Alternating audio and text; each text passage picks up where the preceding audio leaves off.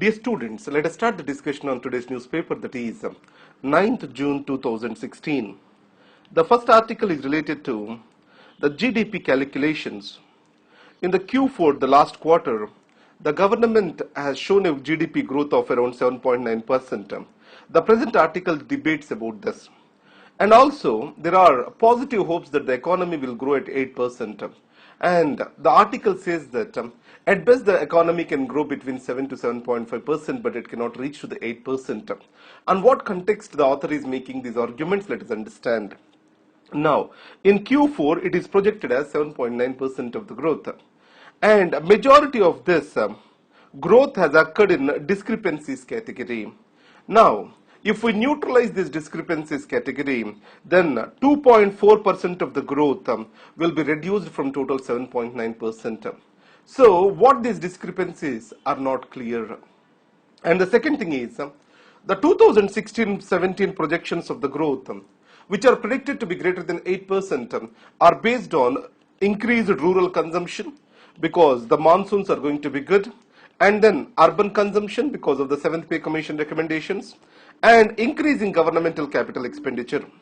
But however, there are certain challenges to this. The first is the crude oil prices. They are expected to stand below $50. Already they have reached $50. It means the rise in crude oil prices can be a hindrance. And the Pay Commission will revive the urban consumption is the second assumption.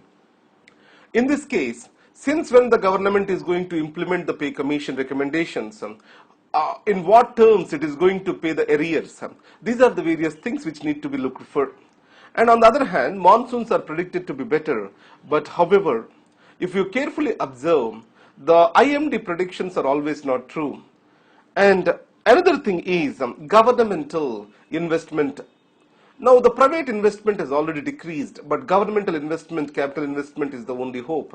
But if we carefully observe, government has a greater target for fiscal consolidation and inflation targeting. So, in this context, the relative availability of the capital will be very less. Along with this, the international challenges are still high. You know that Indian economy got intervened with the global economy never like before.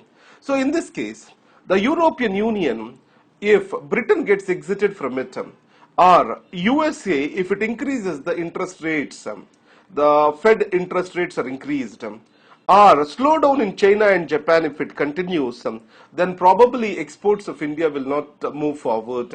So based on these predictions, we can say if GDP growth of the world is around 3%, India can stand around 7 to 7.5% of the GDP growth. So this is what is the prediction of the author. Now the next article tries to explain what is the meaning of these discrepancies. Now, the Bibek Debra, he is a member of Niti Aayog. What he says is, the national income is calculated by three methods. One is through income method, the next one is through expenditure method or production method.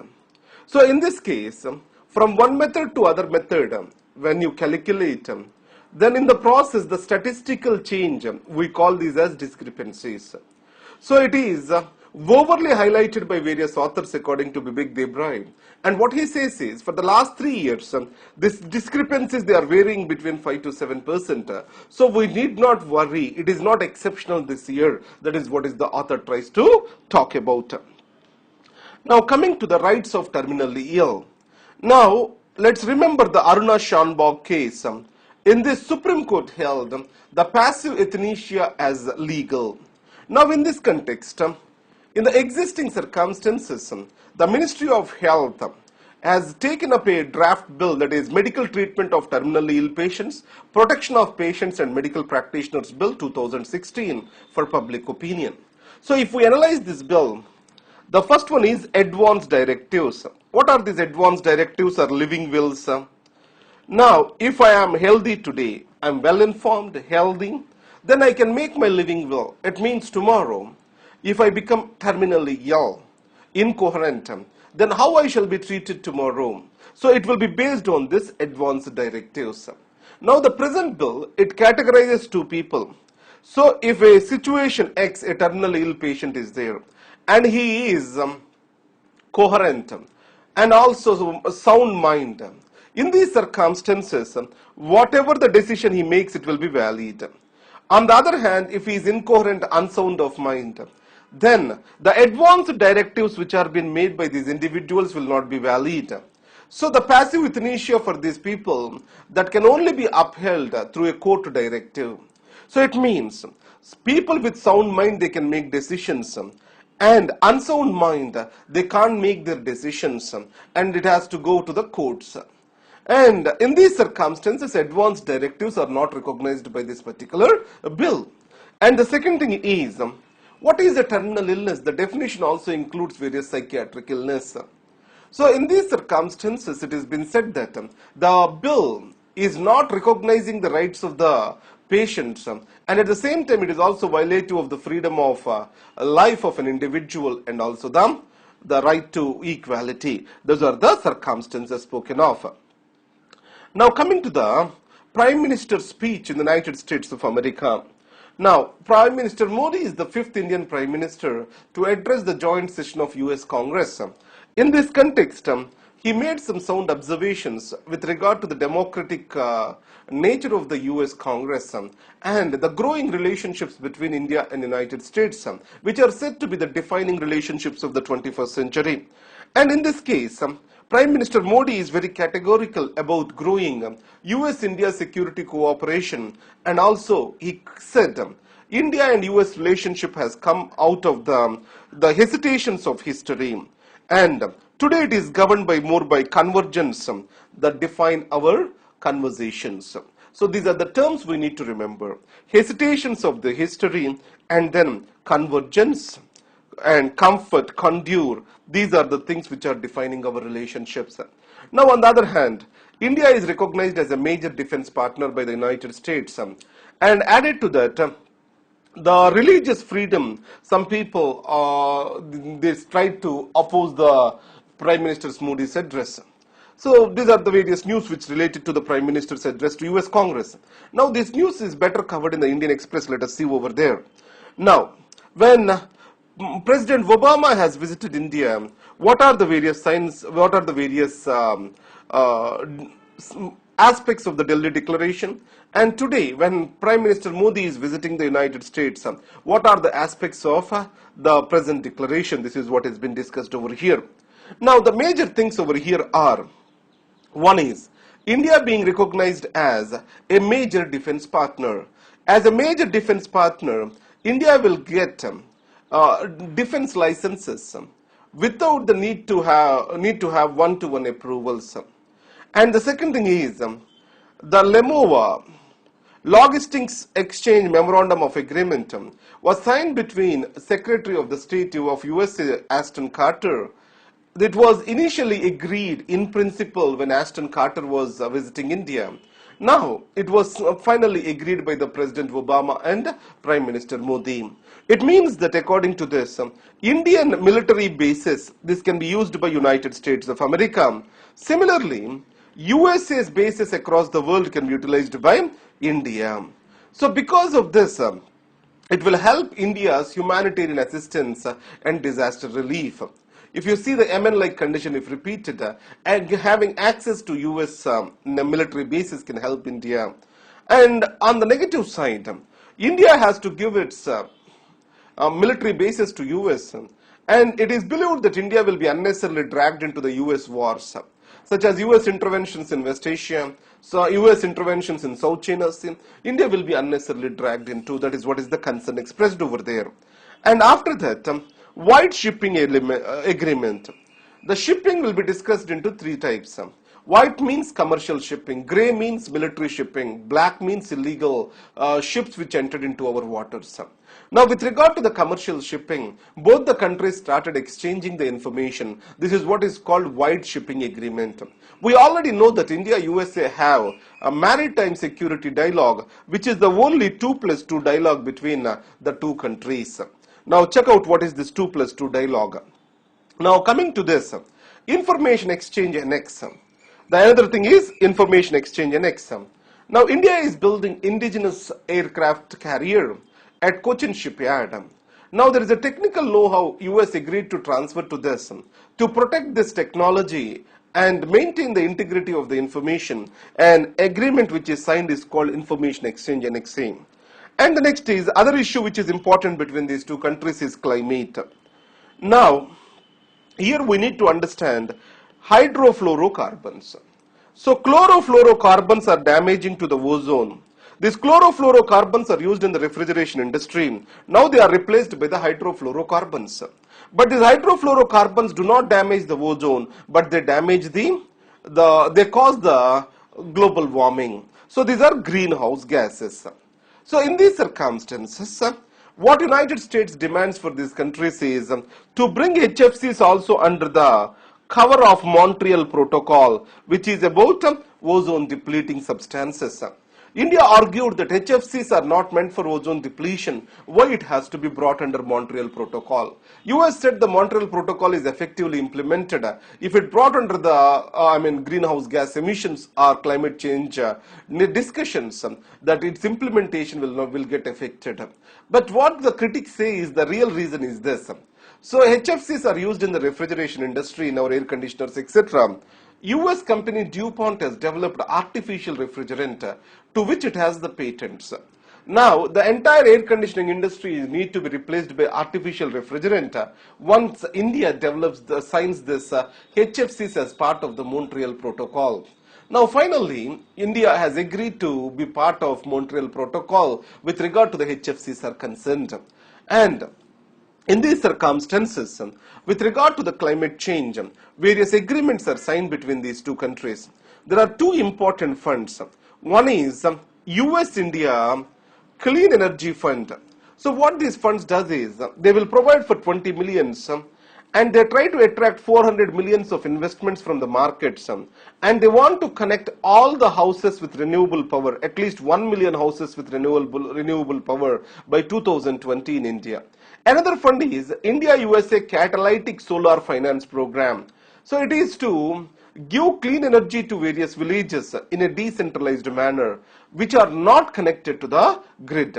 So the first fund is US India Clean Energy Fund or Clean Energy Finance Initiative. It is to give power to the households. On the other hand, India USA Catalytic Solar Finance Program, it is to give solar energy to the small villages which are not connected to the grid. Now, again, both the countries agreed to sign the Clean Energy Hub. And also India proposed for International Solar Alliance at the Paris Climate Change. And US is ready to join this. And India is also ready to join the US-led innovation mission. So these are the various positive steps. This year, India, US, India, Germany, clean energy initiatives or clean energy dialogue. That is the expected question. Now coming to editorials in Hindu, a big crack in glass ceiling. So Hillary Clinton, she got the nomination of the Democratic Party. This is after 69 years, the woman got the right to vote in the elections. So this is the first time a woman got nomination from any of the two major parties in the United States of America. Now, so you know that Donald Trump is going to be obviously the choice for the Republican nomination. So finally, Hillary Clinton, she has many issues to answer to the people to take the presidency, especially the issues related to the Benghazi attacks, use of private mail server, and also Wall Street Finance and the links of her with the Wall Street Finance. Never in Punjab, this is related to the movie censoring. Now, CBFC, Central Board of Film Certification, is authorized with the movie censoring. So in India, the movie censoring is always intricately connected with politics. So in this context, the Sham Benegal committee was appointed. What it recommended is CBFC has to rate the films, not to censor the films. If you take in the United States of America, the film censor boards, they try to provide the viewership, which category of the people can view this particular movie, PG-12, PG-13, etc. But in India, they censor the movie. So in this case, the Udta Punjab, it exposes the drug problem in Punjab, and to which political connections also exist in the election seasons. The political groups, they are not interested to get this film screened. So in this context, under the political pressure, it is criticized that the CBFC has censored many of the incidents in this movie. So, in this, the CBFC shall be kept out of this power as per the Sham-Benegal Committee is what is recommended. Now, coming to the NSG, you know that NSG is a nuclear cartel consisting of 48 countries, and all the decisions in NSG will be taken up through consensus. So in this context, India wants to be a member of NSG. In this, Switzerland and Mexico, or the hardliners Indian Prime Minister has travelled to Switzerland and is about to travel to Mexico. And China is opposing the entry of India because it is a non-signatory for the Nuclear Non-Proliferation Treaty. So in this context, India's entry into NSG, to what extent it is useful? Here, there are four nuclear control regimes. What are they? One is Missile Technology Control Regime, which the decks are cleared for India. The second one is NSG grouping. Third one is Wassenaar Group. And finally is Australia Group. Wassenaar Group is related to the conventional arms reduction. And Australia Group is about chemical and biological weapons reduction. So in these circumstances, India wants to join the NSG and Missile Technology Control Regime. So NSG, how far it is useful to India? So NSG is an informal association. Even in IAEA, it is considered as a closed group of nations. And NSG failed to control the nuclear proliferation. China, in spite of being the NSG member without the approval of the NSG, it has supplied the nuclear technology to Pakistan, and also recently supplied the nuclear reactors to Pakistan. And second is, even though India becomes a member of NSG immediately, it may need not get the nuclear suppliers and nuclear technology transfers from the other members. And finally, India will be forced to sign the CTBT and NPT. And the worst is, India has been brought on nuclear parity with Pakistan. It means that Pakistan also has applied for the NSG membership, and India and Pakistan are compared with each other. So which is derogatory for India because of its good track record, where Pakistan has a huge clandestine track record with regard to the nuclear energy. Now in this context, to seek the cooperation of China, Indian President Pranab Mukherjee recently made a visit to China. And the second thing is, along with this, India and China also are trying to ease curbs on the visas. With regard to this, Indian Home Ministry, it wants to do a thorough back-end checks for the Chinese nationals visiting India. So that's why the visas for the Chinese nationals are being kept under the prior referral category. So prior referral category, it means that a thorough background check has to be done before a visa is issued. So in this case, the India-China business relationships are not moving forward, and China is asking for an automatic approval route. So in this context, the conference visas, which are government approved, for that an e-visa program has been applied to the Chinese nationals. So before the Vienna meet for NSG, India is trying to please the China. That's how it has been seen as. Now coming to the Foreign Contributions Regulation Act. Recently, with regard to Foreign Contribution Regulation Act, many restrictions were imposed by the government in relation to the donors, foreign donors who are giving funds to the Indian civil society organizations, and also on the Indian civil society organizations to run their affairs. So there is a compulsory reporting to the Ministry of Home Affairs in this regard. So in this case, the special reporter on freedom of association in the United Nations, Mr. Maina Kai, what he said is, it is not in line with the United Nations Covenant on Civil and Political Rights. That is what is the criticism brought in. Now here, last year there is a question on FCRA rules and regulations, how they are having a chilling effect on the civil society organizations. These are covered in the previous current affairs for you. Now coming to China-US strategic dialogue. You know that Mr. John Kerry, the Secretary of State, he has first visited Mongolia, then he visited China. So during Mongolia, he said, China, if it declares air defense identification zone on South China Sea, it will be considered as provocative and destabilizing in the region. So China wants to issue the air defense identification zone on South China Sea in retaliation to United States freedom of navigation trials which it undertook on the South China Sea. So in this case, on the economic front also the differences have increased. So John Kerry accused China that its overcapacities are creating a havoc with regard to the global markets are concerned with the cheap prices, and it is hindering the global recovery path. What the China is answered is whatever these capacities are created in the post-recession period to revive the global economy. In the post-recession period, China has invested around $609 billion in infrastructure, which has helped for the global economic growth. And this is an outcome of that. That is what is the China's answer over here. Now coming to the Indianized uranium from Africa. Now, Namibia, an African nation, has rich and abundant resources of uranium. Though Hindu says it is the fourth largest uranium, this thing. Well, the first one is, according to me, Australia, followed by Kazakhstan. You have Canada, Russia, and then somewhere Namibia comes up. But here it has said that Namibia has the fourth largest resources. So in this, Namibia is a signatory of Pelindaba Treaty. What is this Pelindaba Treaty? It is Africa's nuclear non-proliferation treaty. According to this, African countries shall not export the nuclear materials to any other nuclear nations. So, though India and Namibia signed a bilateral treaty with regard to the cooperation in geology and nuclear minerals, the exports did not move forward. The reason is this Pelindaba Treaty. So in this context, President Pranab Mukherjee is visiting Namibia, and he is going to persuade the leadership for supply of the uranium. Now coming to Seychelles, another African country. Now India, Seychelles, they have very close relations, and India is supporting the Seychelles with regard to the protection of or against the piracies in the Indian Ocean region. So here China is developing a naval base, that is Djibouti. In another country, that is Djibouti, it is developing a naval base. So in this case, the Seychelles, India is developing a naval base at an island that is called Assumption Island. Now, what the Seychelles minister says is, you cannot compare with the naval base of Djibouti, because the Assumption Island, it is not an Indian naval base. It is a Seychelles naval base built with the cooperation of India. That is the clarity provided.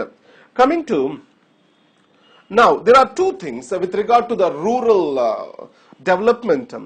Now especially with regard to irrigation, there are two models. One is the Gujarat model, Madhya Pradesh model. The other one is Maharashtra model and Andhra Pradesh model.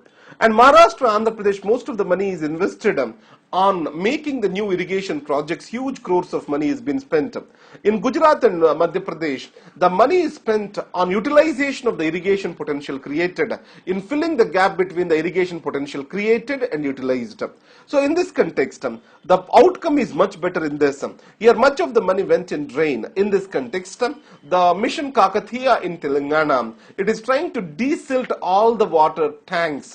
So because of this, the tank irrigation is leading to, or improved tank irrigation is going to retain the water in this monsoon season, which will fill the aquifers and increase the groundwater situation. So this is what every state has to do, especially during the summer season, so that they can capture the monsoon rains effectively. Now coming to the editorials of the day, strategic shift. India-US defense cooperation has increased. In 2005, there was framework agreement when Pranab Mukherjee was the defense minister. 2015, we have revised this defense framework agreement. Now we have signed logistics exchange memorandum of agreement. Along with that, the US has recognized India as a major defense partner, and India and US are moving forward on various other issues, or else US is expecting India to play a greater role in Asia-Pacific region, which has been recently recalled as Indo-Pacific region. So in this context, how this is going to change the global politics is the major question. So one thing is India's direction, or India's US trust deficit has been reduced in these years, which is going to truly affect India's relations with the other countries. So in this context, a greater opinion has to be considered rather than executive moving forward. So a honest discussion has to take place in the parliament. That is what is the advice given by this article. Now this article is about polls apart. So in India, with regard to the Lok Sabha, and state legislative assemblies in the initial years elections were conducted simultaneously. Now, why can't we revive that pattern? Because the country is always in the election mode and the time necessary for the governance is decreasing. That is what is the Prime Minister Modi was talking about. So what is being said now is, Election Commission said it has the necessary capacities to conduct the elections in the specified period. But however, the argument is the separate elections for Lok Sabha and State Legislative Assembly, they provide for the strengthening of the federation. So it has arisen because of the growth of the regional parties which have strengthened the federal politics in India. Now, simultaneous elections, it is going to give fixed tenure for Lok Sabha too, that is for 5 years. To that extent, the federal politics may get weakened. So this caution has to be applied if we have to conduct the simultaneous elections. Now, let's revise the notes. Already I think I have crossed the time, so I can't revise the notes. So please read it on. It's already 25 minutes. There are too many articles today. Thank you very much.